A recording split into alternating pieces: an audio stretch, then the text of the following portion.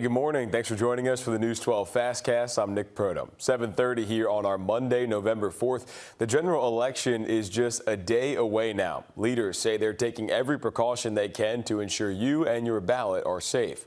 The executive director for the Columbia County Board of Elections says they've been working to make sure their poll workers and voters are safe with the help of the Columbia County Sheriff's Office. They're going to have a deputy at every precinct. She says this is something they've been doing for years to ensure safety. She says they've got backups in place this year for communication, and overall, she says they are prepared. Then we've also worked with the Sheriff's Office in obtaining some radios just in case, only as a backup if the cell towers were to cellular service to be interrupted, because we still need a form of communication with our poll workers. Gay says to remember that it's against the law to wear a campaign or candidate shirt and to pull your phone out while voting. We heard about investigators looking into who set ballot boxes on fire in Oregon and Washington, and we checked in with Richmond County on how they would protect you. Local election officials say they'll work with the Sheriff's Office throughout this process. This includes an extensive patrol procedure and monitoring other safety measures.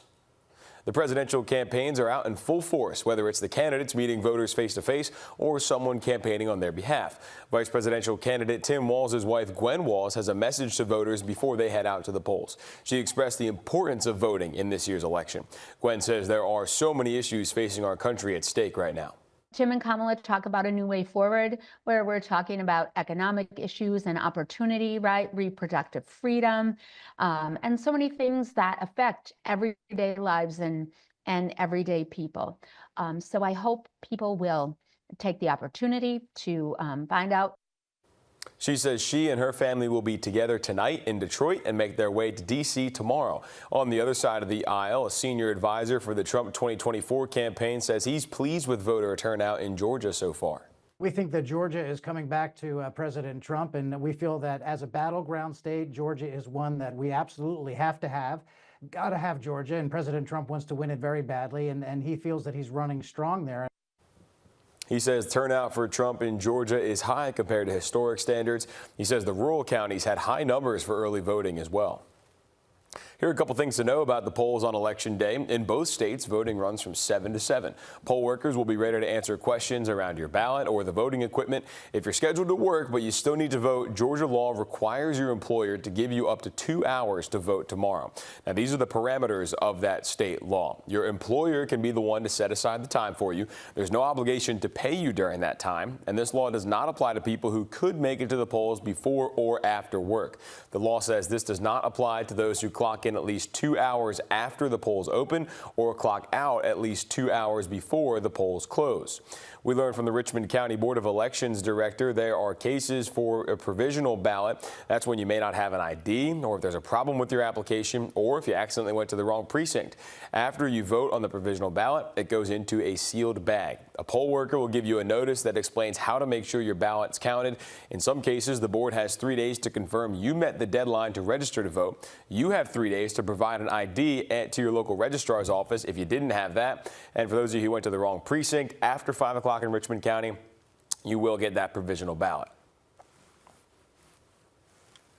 Besides the president, here is a couple other things that we are looking at in some of our local counties. There are several candidates running for sheriff this year. In Burke County, you've got Alfonso Williams, the incumbent, and the write-in candidate, Brad Capitosti.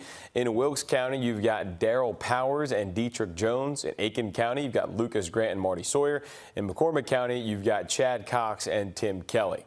Several seats are up for grabs on the Richmond County School Board. Shantae Boyd and Reginald Forrest are running for District 4. Monique Braswell, A.K. Hassan, and Christopher Mullins are candidates in District 5. Mary Jane Abbott and Ani Poe are listed for District 8, and Lee Blitch and Samantha Valentine for District 10.